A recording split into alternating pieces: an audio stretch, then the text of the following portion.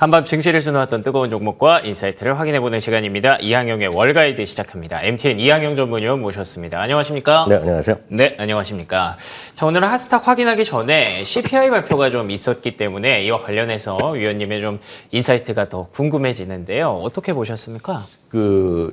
CPI 때문에 많은 분들이 고민을 많이 하셨던 것이 최근에 2년 동안에 있었던 일입니다. 그렇죠. 네. 아시다시피 팬데믹 이 기간에 돈을 엄청 풀었고요. 그다음에 이제 생산을 하려다 보니까 그다음에 이제 공급망 이슈가 있었죠. 네. 그러다 보니 물건값이 올라갈 수밖에 없고 그다음에 많은 분들이 얘기했던 보복 소비 이런 것들이 하면서 그렇게 올라갔던 그 부분입니다. 그래서 이게 역사적으로 가장 많이 올라갔던 순간 좀 많이 떨어졌던 그런 부분이죠. 근데 지금 올해 보면 이번까지 해서 뭐 11개월, 12개월째 계속 떨어지고 있거든요. 다만 맞습니다. 떨어질 때도 속도가 천천히 떨어졌는데 지난달 그리고 이번 달 이번까지 보면 상당히 빠른 속도로 떨어지는 걸 아마 느끼셨을 것 같습니다. 맞아요. 지난달에 이제 4.1, 4.0까지 갔었다가 이번에 3.1 컨센서스였지만 많은 분들이 야 그렇게까지 빨리 떨어질 거라고 그렇게 생각하는 분이 별로 없습니다. 저 자신도 야 그건 심하지라고 생각했는데요. 이번에 3.0이 나왔기 때문에 이제 다음 달에 2%대도 그렇게 뭐 불가능해 보이진 않습니다. 물론 다시 좀 올라갈 수 있다는 얘기를 하고 있는 분도 있고 일부 어떤 농산물 가격의 급등 요인도 있는 것도 사실이고 물론 떨어지는 것도 있지만요. 그렇기 때문에 여전히 머리 아프지만 실제로 보면 그런 것들이 많이 급속히 내려가고 있습니다. 그러다 보니 그렇게 얘기를 많이 했던 사람이 펀드 스트레스 탐리거든요. 표현을 했던 거가 사실 작년 여름부터 했지만 바위같이 떨어질 거란 얘기를 했는데 그 당시에 바위같이 떨어지지 않았습니다. 그런데 지금은 이제 바위같이 떨어지고 있는 것이 핵심이다라고 보셔야 되겠고요.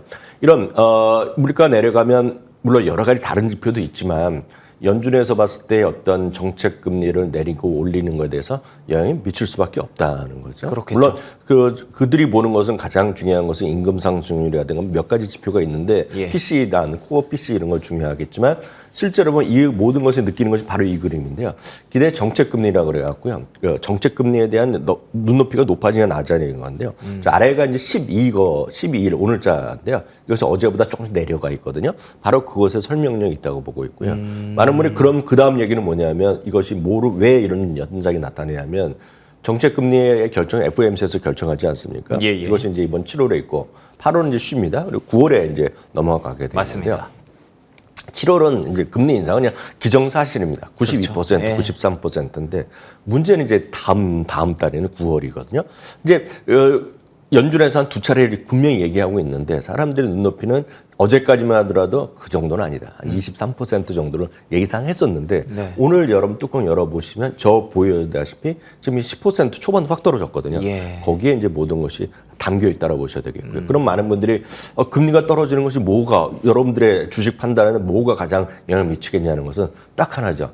금리가 내려간다는 것은 다른 모든 걸 다 필요 없고 주식을 판단하실 때 보면 밸리에이션, 멀티플이 올라갈 수 있다는 것. 거기에 핵심 포인트가 있다는 것입니다. 금리가 비쌀 때보다 금리가 낮아질 때 보면 이자 비용이 낮아지잖아요. 그렇죠. 그럼 당연히 그거의 의미는 여러분들의 현금 가치가 올라갈 수 있다는 의미가 됩니다.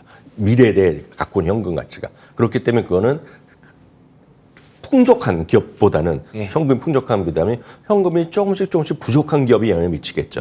그렇기 때문에 아주 돈이 많은 기업보다는 성장을 희구하는 기업들 그것들에 대한 의미가 있겠고요. 그중에서도 적자 흑자가 헷갈리는 기업들 꿈과 희망이 넘쳐나는데 적자였지만 조금 흑자로 갈 수 있을까 이런 기업들은 상당히 도움되겠죠. 금리가 빠른 속도로 내려가면. 물론 거기에는 더 중요한 것은 하이힐드라 그래갖고 좀 진짜 어려운 기업들 금리는 워낙 비싸던 기업들이 많이 떨어지는 효과가 더 클 텐데 그래서 지금 보면 최근에 적자에서 흑자로 돌아올 수 있는 기업들 저희가 엊그저께도 한번 보여드렸던 대표적인 기업이 드라프트킹스 한번 특징주로 그 종목 3에서 드라프트킹스 제가 보여드렸을 때 많은 분들이 뜬금없다 생각하셨을 것 같습니다. 저 드라프트킹스가 하면 적자였었는데 저걸 이항영 위원이 왜 소개하냐라고 생각하셨을 텐데 그게 바로 딱 그거거든요. 지금 적자에서 흑자로 바뀌지 않습니다. 지금요. 다만 분기 흑자가 가능하다고 말씀드렸고 연말에 항상 흑자가 가끔씩 나온다고. 그 말씀드렸고 하나 더 굳이 말씀드리자면 원래 애널리스트가 다 비슷한 생각을 하는 겁니다. 뭐 제 자신이 그렇게 쫓아갈 수는 없지만 비슷한 얘기는 하는 겁니다.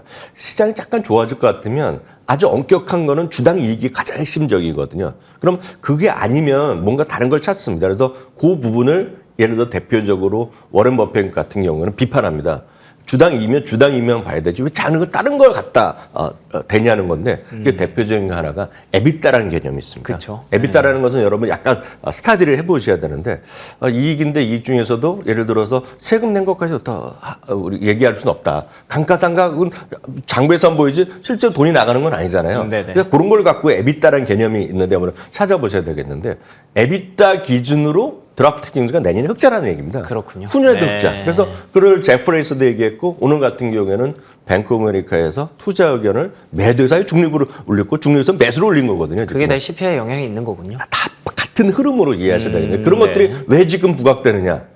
이렇게 말씀드렸던 금리에 낮아질 거라는 기대감이 좀 반영되고 있다라고 이해하시면 되겠습니다. 알겠습니다. 금리가 이렇게 만약에 이대로 마감이 되게 된다면 혹은 내려가게 된다면 어떤 종목들이 수혜를 받을까 굉장히 어렵기는 합니다만 그 안에서 딱 하나 딱 짚어주셨네요. 적자와 흑자에서 중간에 있는 그런 기업들이 가장 크게 좀 돋보일 수 있겠다라고 정리해 주셨습니다. 이 포인트 잡아가시고요. 그러면 오늘 핫스탁 3가지 열어보도록 하겠습니다. 첫 번째 핫스탁은 세일즈포스입니다. 가격 인상은 못 참지. 8월에 이제 제품 가격을 인상한다고 하는데 찾아보니까 7년 만에 첫 인상이라고 해요. 아유, 효과가 강력하네요, 주가에. 네, 여러분들 이제 클라우드 서비스 여러 가지 얘기할 때 보면 몇 가지 구분이 있습니다. 그래서 SaaS라는 개념이 있습니다. SaaS라고 그래갖고 그걸 이제 그 뭐라고 할까요? 그 서비스 소프트웨어 방식을 서비스로 이제 제공한다 이런 얘기거든요. 예.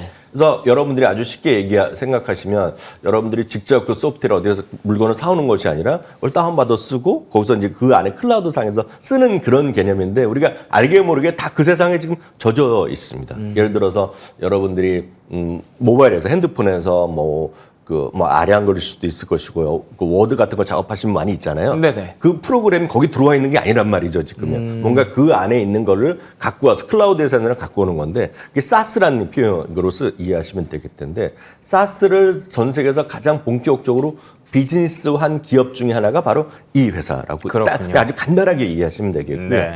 또 하나 이분은 마크 베니어프라는 분 자체는 오라클 출신이지만 처음에 업무 인턴은 어디서 했냐면 애플에서 했던 사람이고 상당히 보수적인 사람입니다. 그리고 진지한 분이거든요. 이분은요. 그래서 이분은 상당히 뭔가 보수적으로 얘기를 하고 항상 지난번에도 마찬가지지만 실적 발표하는 날 약간 보수적으로 발표하는 경향이 있어서 그렇군요. 물론 그 다음에 이제 AI 데이를 하면서 상당히 또 자신감도 필요했겠지만 이번에 오늘 발표한 것은 그동안의 여러 가지 서비스에 있는데 평균적으로 모든 비즈니스를 7년 만에 가격 올려나갔다는 겁니다.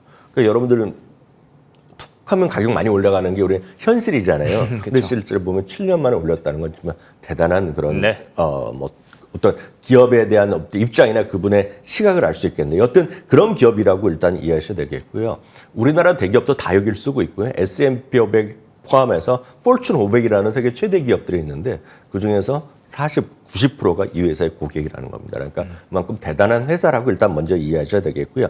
그렇기 때문에 최근 들어서 목표 주가가 계속 줄 상향되고 있다라는 정도 이해하시면 되겠습니다. 한마디로 좋은 회사다 이렇게 이해하시면 되겠습니다. 아, 좋네요. 깔끔한 정리가 됐습니다. 한마디로 좋은 회사, 7년 만에 제품 가격 인상을 하면 좋은 회사 맞죠? 네. 두 번째 핫스탁 열어보겠습니다. 두 번째 핫스탁은 보잉입니다. 공급 수요 성수기 3박자가 좋구나. 그러니까 수요가 계속 유지가 되고 있는 것 같습니다. 6월 여객기 인도량이 60대 3월 이후에 최대치를 기록했고요. 공급도 뭐 문제가 없죠. 여러 가지 공급난들이 해소가 되고 있거든요. 그리고 또 이제 성수기에 들어오고 있지 않습니까? 뭐 센티멘털도 긍정적일 수밖에 없는데 어떻게 보십니까? 보잉은 한마디로 상당히 그 머리 아팠던 기업입니다. 그랬죠. 예. 지금 현재도 사실상 그럼요. 마찬가지입니다. 네. 우리나라에서 가장 많이 갖고 있는 주식 중에 한때 뭐 10몇 위까지 있었다가 지금 30몇 위로 떨어진 거로 제가 알고 있는데 어찌됐건 두 번의 큰 비극적인 사고가 있었죠. 737 맥스.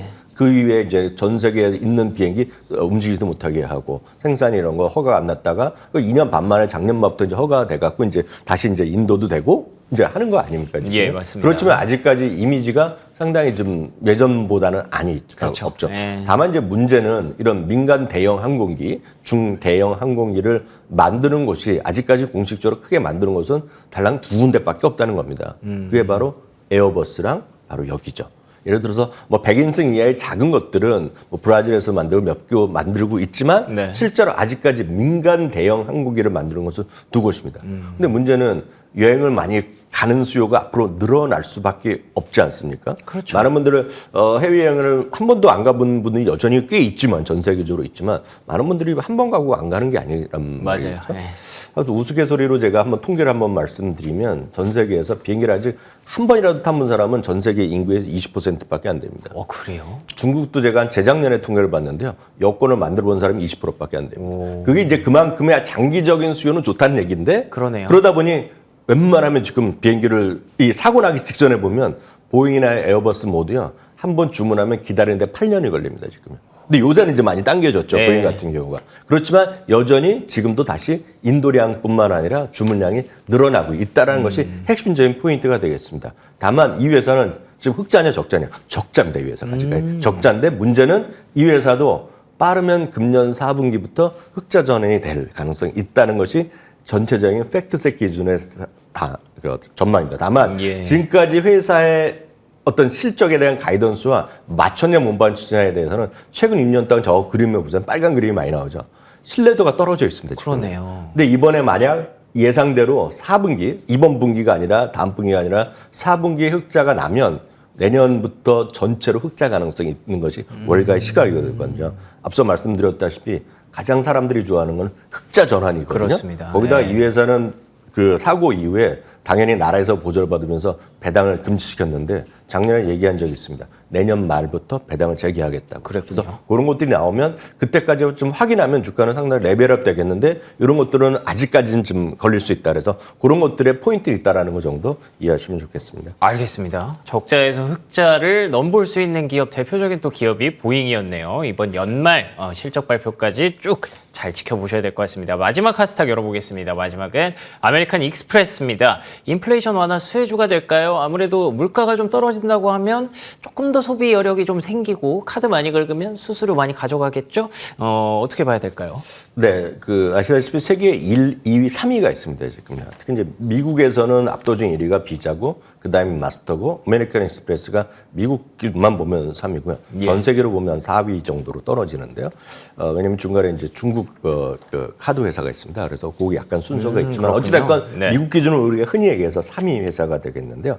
뱅크 오브 아메리카에서 신용카드 업종을 분석하면서 이번에 탑픽으로 올려놨다라고 보셔야 되겠고, 이것은 경기에 대한 둔화 우려, 그리고 소비에 대한 요즘 성장률의 증가율의 둔화 이런 거 분명히 있음에도 불구하고 아메리칸 익스프레스가 타사 대비 고객 기반이 좋다는 겁니다. 고객 기반이라는 거는 카드 멤버를 갖고 있는 멤버십은 적지만 일단 소득 계층이 약간 높다는 거죠. 예, 그런 유명하죠. 관점에서 좀 안전판이 있다. 그런 표현을 하고 있다라고 보셔야 되겠고요. 7월 21일 날 실적을 발표할 예정인데요. 주당 2.81달러의 컨센서스는 2.81인데 뱅크 오브 아메리카 이보다 약간 보수로 보고 있습니다. 그럼에도 불구하고 탑픽을 제시하고 있다라고 보셔야 되겠고요. 참고적으로요. 마스터카드는 오늘도 사상 최고가를 치고 있고 비자는 오늘도 52조 최고가를 가고 있기 때문에 다른 카드 회사에 비해서 약간 좀 저조하다라는 것도 포인트가 될 수 있겠네요. 알겠습니다. 그렇기 때문에 또 탑픽이 된 거일 수도 있겠고요. 앞으로 지켜보도록 하죠. 그러면 오늘은 오랜만에 또 인사이트 간단하게 한번 확인을 해보도록 하겠습니다. 어떤 내용일까요?